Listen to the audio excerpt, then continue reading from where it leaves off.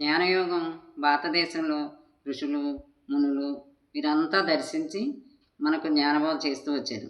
భౌతిక ప్రపంచం గురించి, లౌకిక జ్ఞానం గురించి కూడా అనేక మంది జ్ఞానులు మనకు ముందుగానే తెలియజేస్తారు. వర్షాలు వస్తున్నాయని, అదని, ఇదని, ఏదో ఇలా వాతావరణాల గురించి మనకు ముందుగానే తెలియజేస్తూ ఉంటారు. ఇంకా ఇది కాదు కానీ మరి భక్తి యోగం దాని గురించి మాట్లాడుకుందాం. భక్తి యోగం భక్తితో పరమాత్మని అన్వేషించి తెలుసుకోవచ్చు. ఇప్పుడు అన్వేషణ, ఆసక్తి ఇవన్నీ ఉంటే పరమాత్మని ధ్యాస ఇవన్నీ ఉంటే మనం దాన్ని కూడా తెలుసుకోవచ్చు. ఎలాగా? భక్తితో, గానంతో, పరమాత్మని నామస్మరణతో సాధించారు. చాలామంది భక్తి పారవస్యంలో మునిగి పరవశం పొందారు. ఎలాగా? ఎంతమంది భక్తి పారవస్యంలో త్యాగరాజు, అన్నమయ్య ఇలాంటి వాళ్ళందరూ ఆ పరవశం పొందారు, బాగా పరమాత్మను తెలుసుకున్నారనమాట.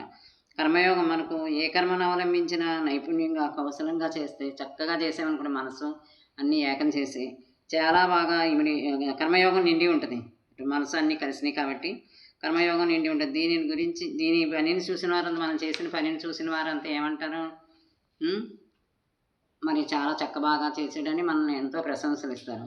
ఇవన్నీ దేహభావంతో చేస్తాం. ఇంకా యోగంతో చేసి కొన్ని ఉన్నాయి. మనసుతో చేయదలసింది ఇది. ఒంటరిగా కూర్చుని ప్రశాంతతను అనుభవిస్తూ స్వయాన్ని అంటే మనల్ని మనం గమనించుకుంటూ దేహాతీతంగా ఉండాలి. ఎంతంతగా చేస్తే అంతంతగా దివ్య గుణాలు మేల్కొంటాయి.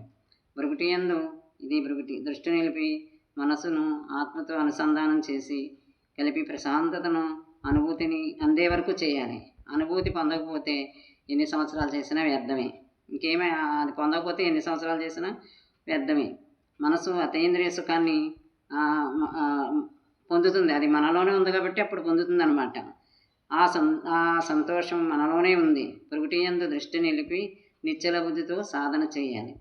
బయట ప్రపంచాన్ని వదిలి మనతో మనం ఉండాలి. నిజమైన పరివర్తన అప్పుడు మనలో కలుగుతుంది. ఇంత చేయాలన్నమాట. యోగం అంటే ఇది.